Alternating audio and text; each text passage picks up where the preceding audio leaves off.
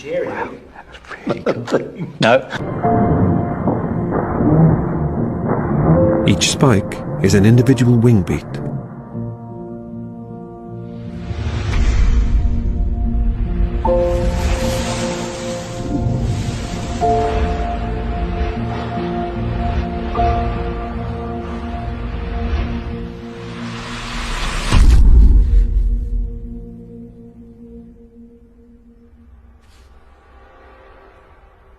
But with the barn owl, there's almost nothing.